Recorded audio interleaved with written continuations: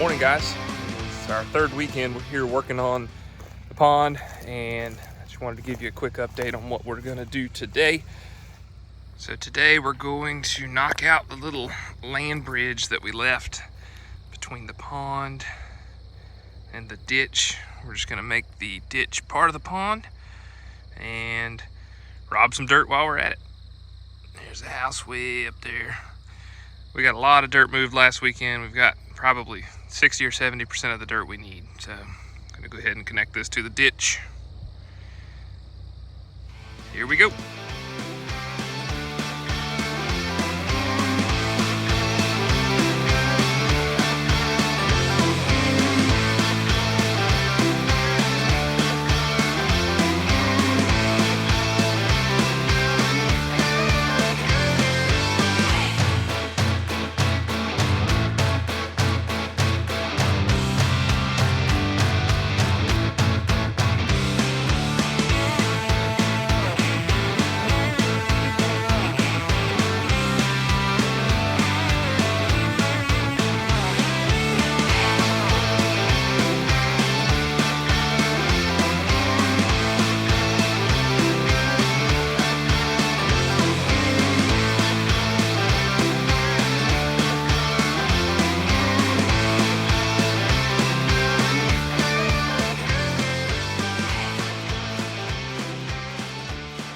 Well, it's November 1st, and I was kind of planning to make a video every week, but week 2 and 3 have kind of run together here, so it's still all dirt work. You can see behind me here what we've had going on.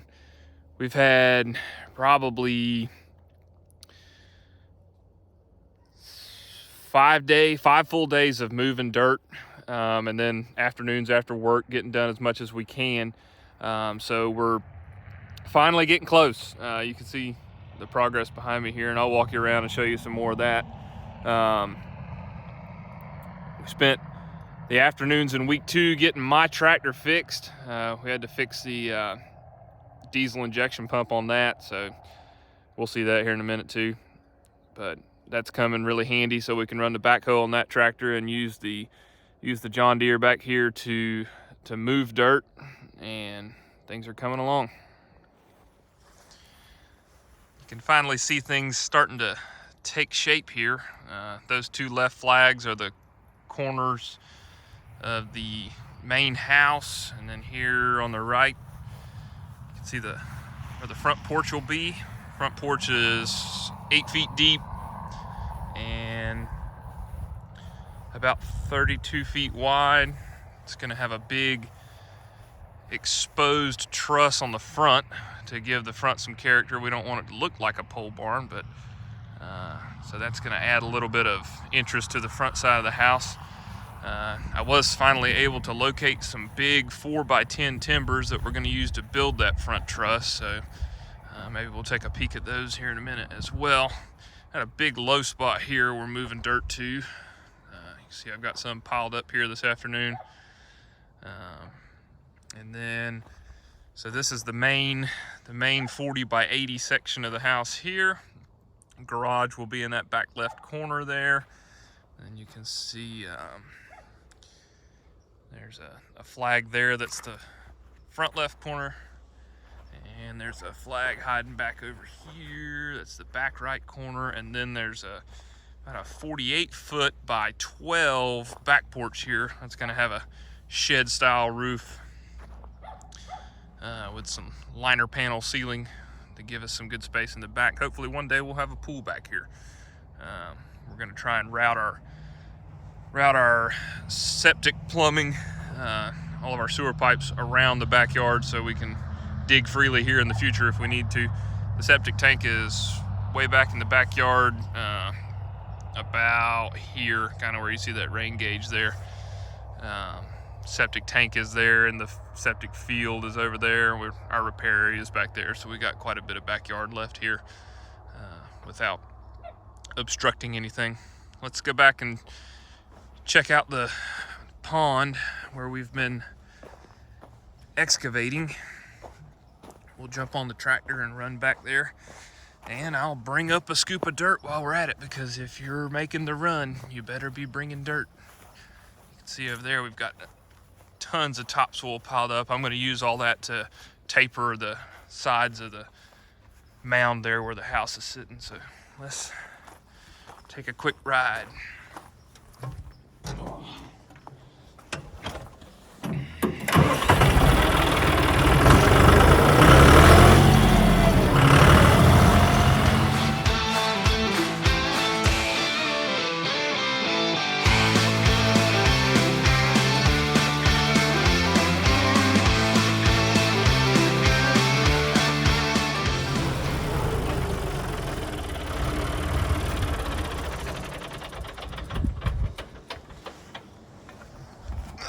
So we've made tons of progress on the pond here.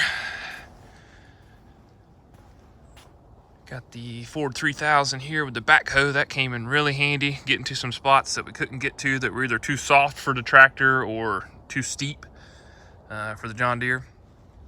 So we used that to do some extra excavating. Spent several evenings on week 2 replacing this calf pump right here. We actually sent it off and had it rebuilt. They want about $1,200 for those new, which is a little more than I was willing to spend on a 1973 Ford 3000, but we were able to get it rebuilt for about $400 and put back together. And after a few frustrating leaks, we've got it sorted out and running as good as it ever has. Still got quite a bit of fill dirt left here piled up, so we can take that back up front to keep filling in low spots and leveling. See, we got a couple of tiles here where the ditch that's gonna eventually feed this. It'll come in, water will come in on the right there and fill up to a level, and as we get up to the level we're looking for, it will leave on the left and continue on out into the ditch. And there's a swamp all back that way and over to the left where all of our ditches drain to. So pond's pretty good size here. It's probably 100 feet long and 40 feet wide at its widest. And I think we're probably 4.5 feet deep in places. We're pretty fortunate here in eastern North Carolina. We don't have rocks and what have you to deal with, but we have plenty of stumps, and you can see working with relatively light equipment, there's not much I can do with a stump without spending tons of time. So items like this are just going to become structure for some little fish that maybe take up residence in here down the road. But that's okay. It's not a swimming pond. It'll be a fishing pond, and it's already starting to fill up a little bit, and that's just groundwater seeping in. We've had virtually no rain, but it is getting cold here. November 1st today, I think tonight we're gonna have our first good frost. I think we're gonna be about 29 tonight, so cool enough to have you put on a coat while you're running dirt, that's for sure. So the pond is coming along.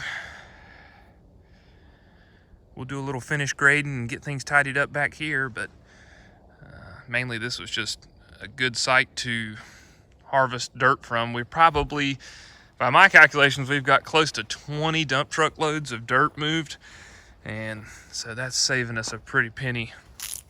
If I had all that hauled in at $250 a load or so, that would add up quickly. So, and perks are you get a pond, so that'll be a cool place for my son to fish when he grows up. I've got a 6-month-old, so his mom is being a saint and taking care of him while I'm out here playing on the tractor. So let's head back up to the shop. I'll show you our lumber.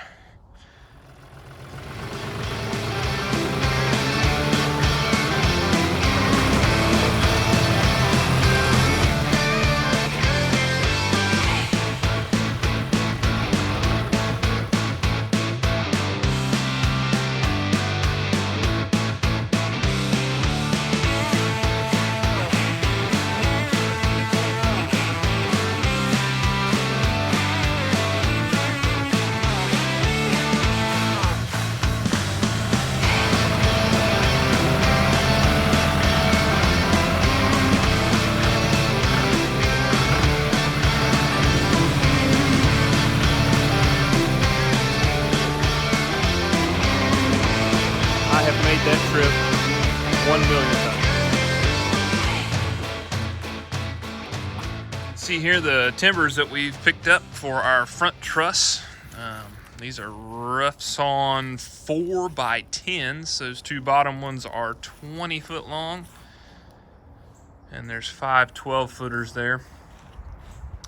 Gonna have to do a little bit of planing on these.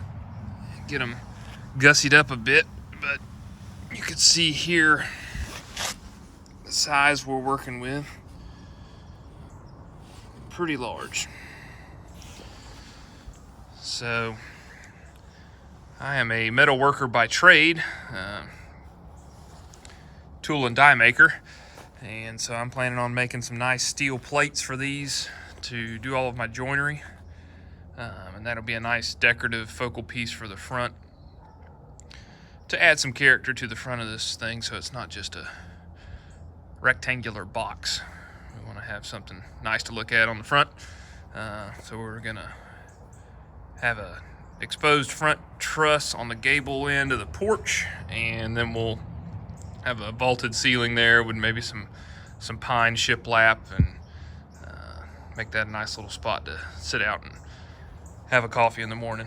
So sourcing that was a little bit tough. Here in eastern North Carolina, there's not a whole lot of log cabins or anything like that. I know out in the western part of the state and other parts of the country it's pretty easy to get big timbers, but not so much here. So when I found those, I had to go ahead and snatch those up. Got about 800 bucks in the lumber that you see there. So that's one little investment we're going to make to pretty things up a bit.